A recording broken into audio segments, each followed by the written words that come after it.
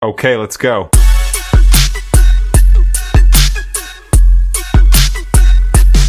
Halo, salam jumpa.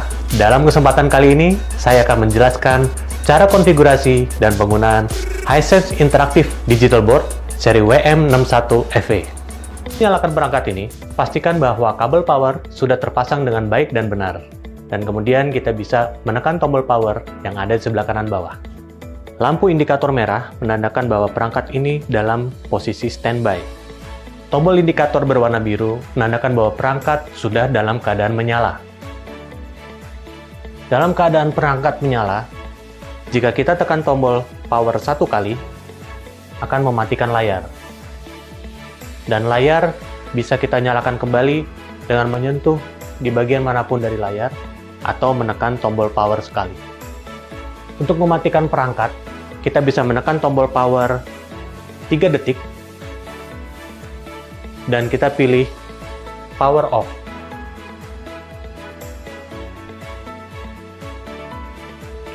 Tunggu dan pastikan bahwa indikator sudah berwarna merah. Berarti perangkat sudah mati.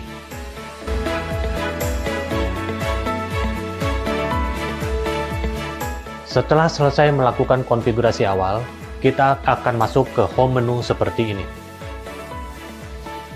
Kita bisa melihat tampilan navigasi sama seperti Android tablet pada umumnya. Di sini ada 3 tombol untuk back, home, dan application list. Dan di sini menu-menu icon yang bisa kita pilih untuk menjalankan aplikasi. Untuk masuk ke menu setting, kita bisa melalui tombol ini. Dan di sini ada side button, ada di sebelah kanan dan di sebelah kiri. Dengan side button, kita bisa membuka menu untuk back atau return, home, task window, dan untuk pindah source. Termasuk beberapa fungsi lain, seperti kecerahan layar, volume, anotasi, screen capture, touch lock, pindah source, hard screen display, voting machine, countdown days, spotlight, kaca pembesar atau magnifying glass. Masuk menu setting juga bisa dari sini dan untuk meng-freeze layar. Selain itu, kita juga bisa mengakses soft control menu dengan men-tap 5 jari di bagian manapun.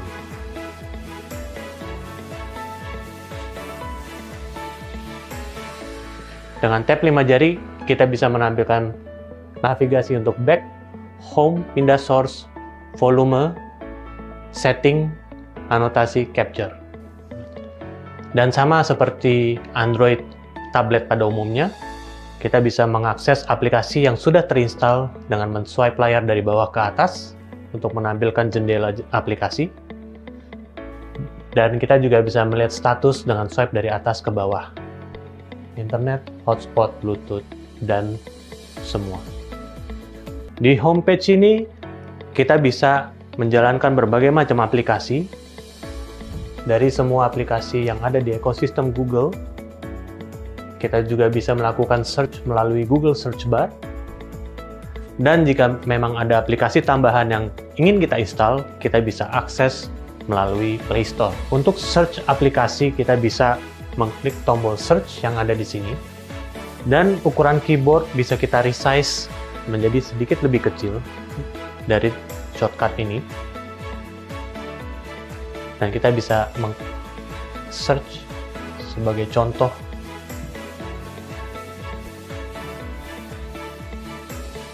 dan klik install. Begitupun juga untuk aplikasi lain seperti halnya mungkin video conference, Zoom, ataupun Teams, juga kita bisa search dari Play Store dan kita install. Salah satu fungsi dari perangkat ini adalah kemampuannya untuk menjadi papan tulis digital. kita bisa mengakses aplikasi whiteboard dari menu ini. Dan kita bisa melakukan anotasi di sini. Di aplikasi ini, kita bisa menggunakan pen yang telah disediakan. Begitupun juga bisa menggunakan jari.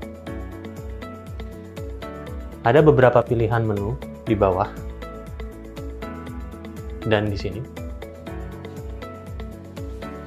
Di sini palet bar yang ada di bawah bisa buat memilih warna dan ketebalan pen.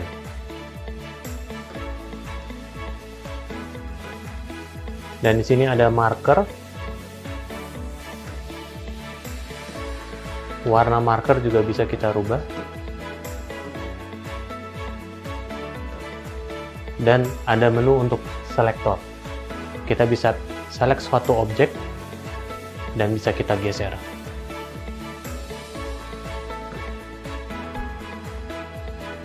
Dan ada menu untuk penghapus.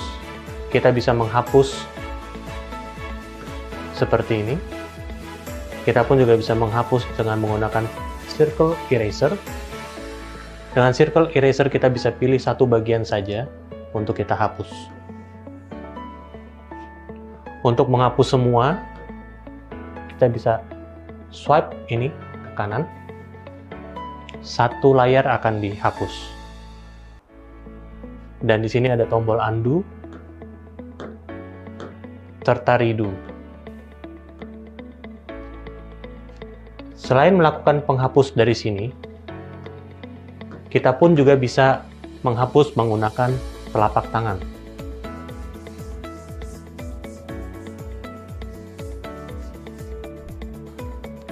Selain itu, kita juga bisa menambahkan halaman. Di pojok kanan bawah, ada menu untuk menambahkan halaman. Saat ini, kita di halaman kedua dari 2. Kita bisa menambahkan halaman lagi. Maksimum bisa sampai 20 halaman. Kita bisa kembali ke halaman sebelumnya. Di halaman kita bisa pilih ini. Dan kita bisa memilih halaman mana yang akan kita akses. Selain itu, kita juga bisa menambahkan berbagai macam objek dari menu insert. Jika kita mempunyai picture, kita bisa menambahkan gambar. Dan kita juga bisa menambahkan suatu bentuk shapes atau objek.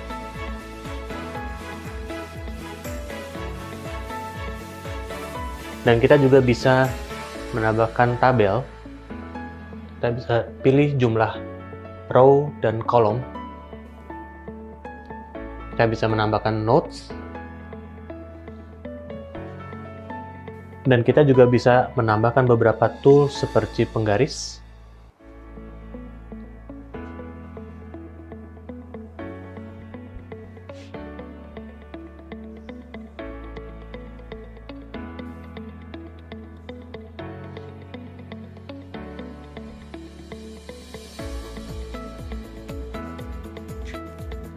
Di sini juga kita bisa menambahkan dual whiteboard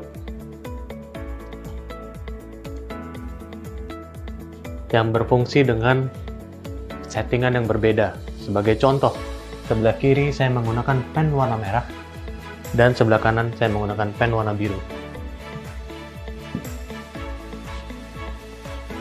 Apa yang kita tulis di kanan tidak bisa ke kiri, dan apa yang kita tulis di kiri tidak bisa ke kanan. Dan selain itu, kita juga bisa menggunakan fitur web search. Kita bisa mencari gambar melalui internet. Sebagai contoh, mungkin saya cari gambar laut.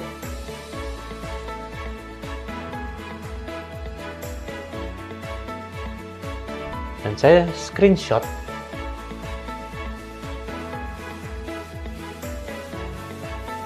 Centang OK.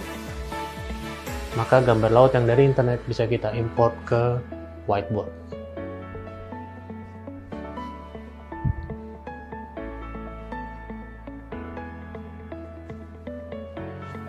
Dan di aplikasi whiteboard ini kita juga bisa memilih menu settings. Dan ada beberapa pilihan yang bisa kita pilih. Salah satunya adalah efek brush yang bisa kita nonaktifkan atau kita aktifkan. Dan salah satunya adalah multi atau multi-touch. Saat ini multi-touch dalam keadaan mati. Jika multi-touch dalam keadaan mati, saya bisa menulis dengan menggunakan satu touch point. Dengan menggunakan dua jari, fungsinya akan memperbesar dan memperkecil layar atau menggeser. Sebagai contoh, misalkan saya sudah mempunyai satu tulisan full satu layar, saya bisa menggeser layar ini dengan menggunakan dua jari ke kiri maupun ke kanan. Begitupun juga kita bisa pinch, zoom in, dan zoom out dengan menggunakan dua jari.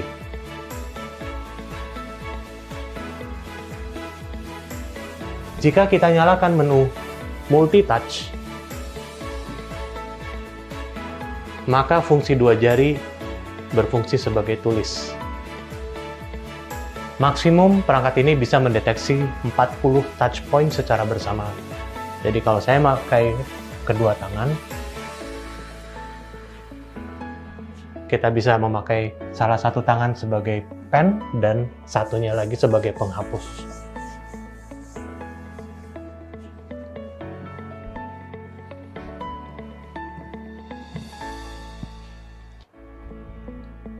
Selain itu,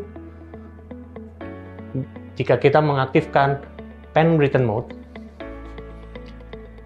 saat ini pen written mode dalam keadaan mati atau nonaktif. Jika ini dalam keadaan nonaktif, kita bisa menulis dengan menggunakan jari.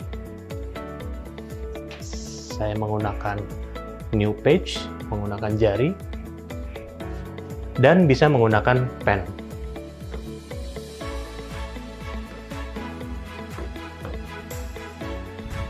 Jika saya nyalakan pen written mode, maka perangkat ini akan mendeteksi ketebalan pen, ujung yang lancip sebagai pen, ujung yang tumpul sebagai penghapus kecil, dan jari saya sebagai selektor, serta telapak tangan sebagai penghapus. Sebagai contoh, seperti ini, penghapus kecil, dan penghapus besar, jari sebagai selektor. Contoh misalkan saya menggambar suatu objek, katakanlah mobil,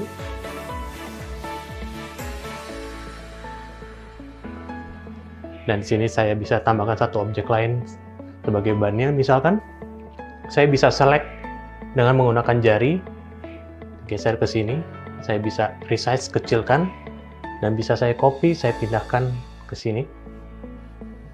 Dan saya bisa menggunakan pen langsung untuk menggambar jalan, dan menggunakan jari sebagai selektor. Bisa saya kecilkan, saya geser, dan bisa saya copy menjadi satu objek lain, dan bisa saya ganti warna, serta menghapus jalanan dengan menggunakan ujung pen yang tumpul.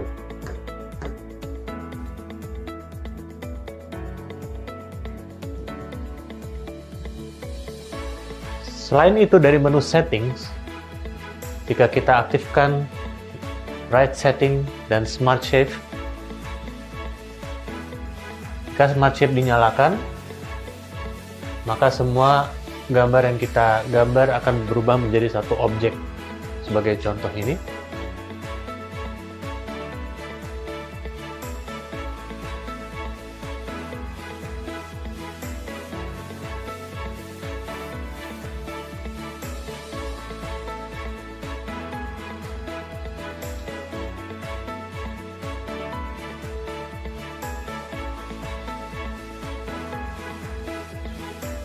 dan dari menu settings, kita pun juga bisa mengaktifkan standard word transcription, maka semua tulisan kita akan dirubah menjadi teks.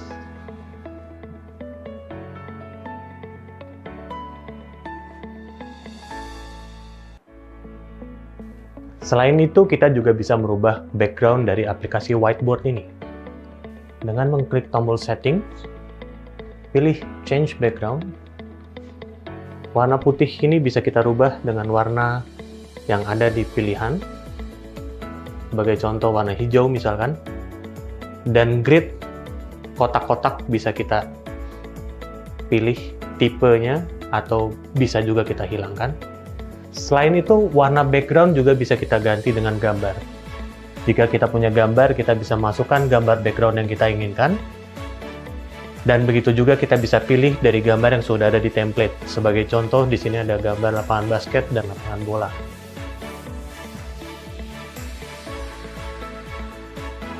Semua anotasi yang kita tulis dalam aplikasi Whiteboard bisa kita ekspor menjadi 3 hal. Yang pertama, kita bisa save sebagai file dengan extension HWB. File ini hanya bisa dibuka di Hisense Interactive Digital Board saja. Kemudian, pilihan lain kita bisa ekspor menjadi file PDF. Dengan file PDF, bisa dibuka di device manapun.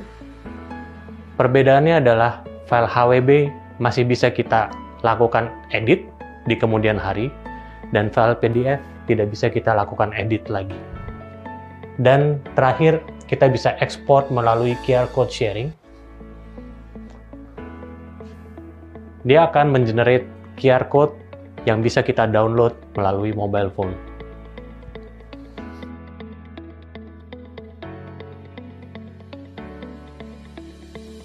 Untuk membuka file whiteboard yang sudah kita save sebelumnya, kita bisa pilih Open, dan kita pilih file yang sebelumnya sudah kita save. Sebagai contoh, saya pilih file ini, dan kita bisa lakukan anotasi langsung di sini.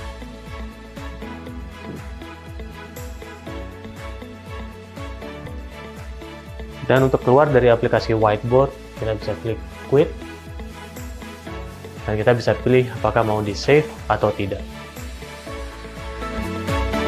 Untuk menghubungkan laptop atau PC ke Hisense Interactive Digital Board, salah satunya kita bisa menggunakan kabel HDMI dan USB. Untuk kabel HDMI, kita bisa pasang kabel HDMI ke port HDMI yang ada di depan, dan menghubungkan kabel USB ke port touch yang ada di belakang. Untuk port USB Type B, kita pasang ke port touch, dan port USB Type A ke laptop atau PC. Maka layar laptop akan tampil di Hisense Interactive Digital Board. Dengan penggunaan kabel USB tadi, kita bisa mengontrol laptop langsung dari Interactive Digital Board. Untuk memaksimalkan performa HDMI yang digunakan, pastikan kita menyalakan opsi Low Latency melalui Settings, Image, Advanced Setting, Low Latency, Enable, maka performa HDMI akan optimal. Selain menggunakan kombinasi kabel HDMI dan USB, kita pun juga bisa menggunakan kabel Type-C yang kita pasang ke port di depan, dan menghubungkan kabel Type-C satunya ke laptop. Ketika menggunakan kabel Type-C to Type-C, pastikan bahwa laptop atau PC yang kita gunakan sudah mendukung untuk mengeluarkan suara, gambar, dan data melalui satu kabel Type-C.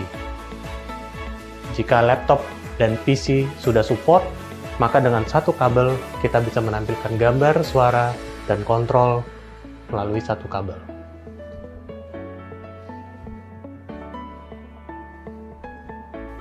Untuk pindah source ke port HDMI atau Type-C, kita bisa men-tap 5 jari dan pilih source. Pilih port yang kita inginkan. Atau bisa menggunakan side button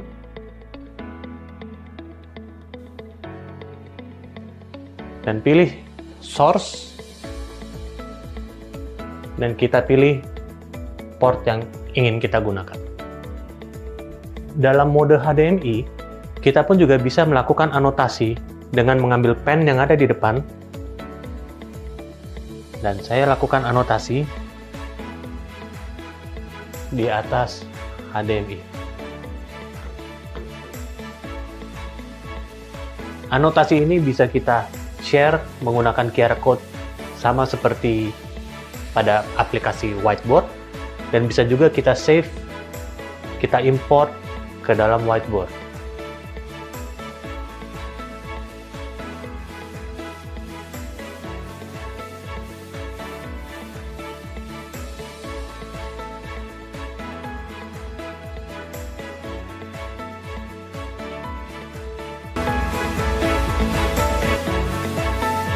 Selain menggunakan kabel HDMI dan USB, ataupun menggunakan kabel Type-C to Type-C, kita pun juga bisa menampilkan tampilan laptop kita ke Interactive Digital Board melalui wireless.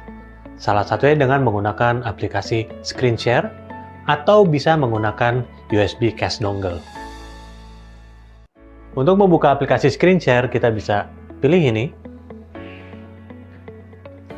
Dan untuk pertama kali kita akan diminta untuk allow permission network ports.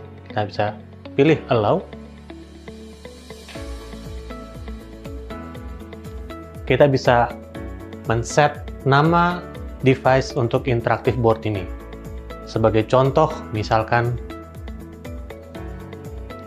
saya ganti namanya menjadi ruang 1. Untuk nama kita bisa pilih nama apapun, tapi saya anjurkan untuk memilih nama yang merepresentasikan ruangan tempat kita memasang interactive board ini. Setelah kita ganti, kita bisa klik OK. Jika kita akan menggunakan aplikasi untuk melakukan wireless sharing dari laptop kita, maka kita harus mendownload dan menginstal aplikasi Hisense Screen Share di laptop kita terlebih dahulu. Untuk mendownload aplikasi Hisense Screen Share untuk Windows, kita bisa membuka browser dari laptop dan membuka URL hisense-b2b.com.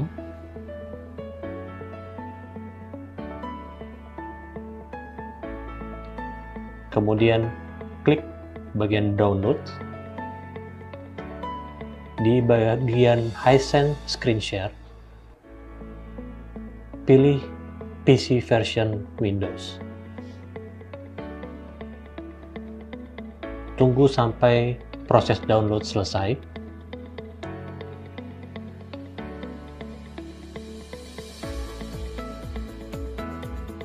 Setelah download selesai, kita jalankan instalasi.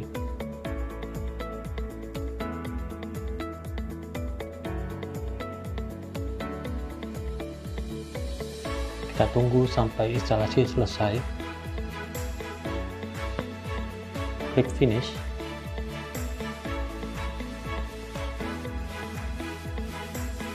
Dan aplikasi dijalankan. Pastikan bahwa laptop kita sudah terkoneksi dalam satu jaringan Wi-Fi yang sama dengan Interactive Digital Board. Jika laptop sudah terkoneksi dalam jaringan yang sama, maka Interactive Digital Board yang sudah kita setup akan muncul di aplikasi. Sebagai contoh, misalkan ini ruang 1, saya klik connect dan pilih screen mirroring, start screencasting.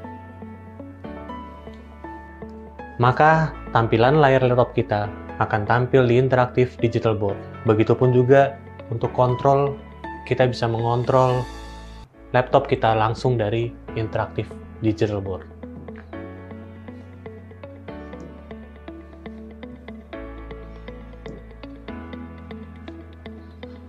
Untuk melakukan wireless casting dari handphone kita atau dari laptop, selain menggunakan aplikasi Hisense Screen Share, kita juga bisa menggunakan Miracast. Pastikan bahwa option untuk Miracast sudah dinyalakan dari menu settings dan Miracast enable. Maka setelah ini kita bisa mendeteksi interaktif digital board dari mobile device kita ataupun dari laptop. Wireless casting selain menggunakan aplikasi screen share, bisa menggunakan Miracast, bisa menggunakan AirPlay, dan juga kita bisa menggunakan USB cast dongle. Cara menggunakan USB cast dongle, untuk pertama kali kita perlu mempairing cast dongle dengan interaktif digital board dengan cara memasang ke port Type-C yang ada di depan. Dan kita tunggu sampai proses pairing selesai.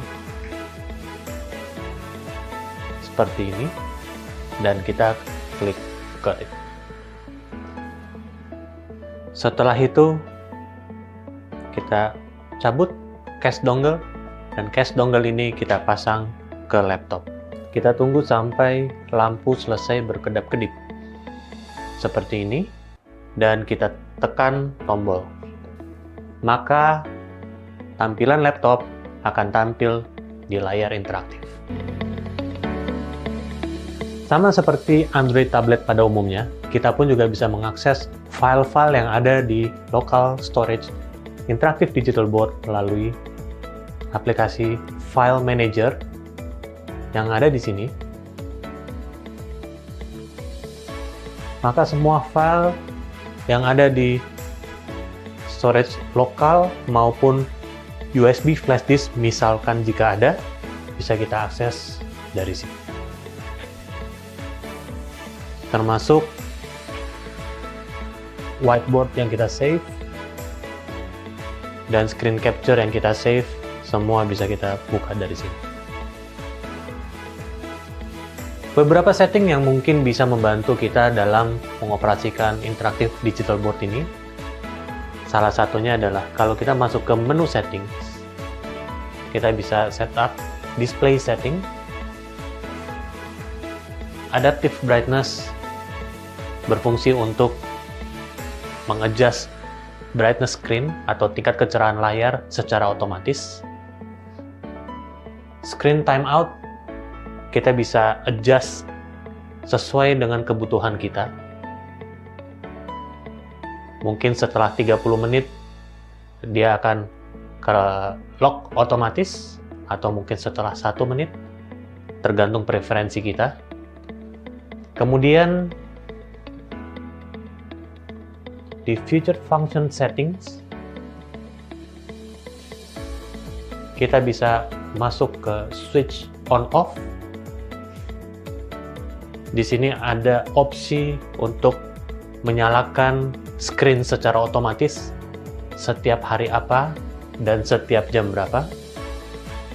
Ataupun kita juga bisa mematikan screen secara otomatis di hari tertentu dan jam tertentu.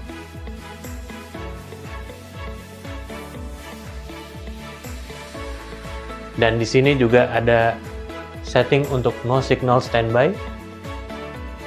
No signal standby bisa kita matikan atau kita set ke waktu yang lebih lama. Fungsi dari no signal standby adalah interaktif digital board akan mati atau standby jika dia tidak menerima sinyal dari HDMI setelah beberapa menit atau beberapa detik sesuai dengan yang kita atur dari sini. Kemudian no operation standby, interaktif digital board akan standby atau mati secara otomatis setelah beberapa menit yang kita tentukan, atau bisa kita matikan sama sekali feature ini.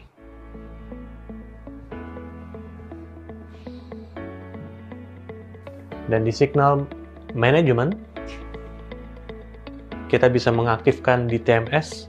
Fungsi dari DTMS adalah jika input source dari HDMI sudah tidak ada lagi, maka dia akan pindah ke menu Android secara otomatis setelah waktu yang kita tentukan. Kita bisa set mungkin sekitar 1 menit, tergantung preferensi masing-masing. Dan dari menu configure dan upgrade, jika dibutuhkan, kita bisa melakukan sistem update. Pastikan sebelumnya interaktif digital board sudah terkoneksi dengan internet, maka dia akan mendownload firmware update secara otomatis jika ada. Oke rekan-rekan semua, demikian penjelasan dari saya. Terima kasih.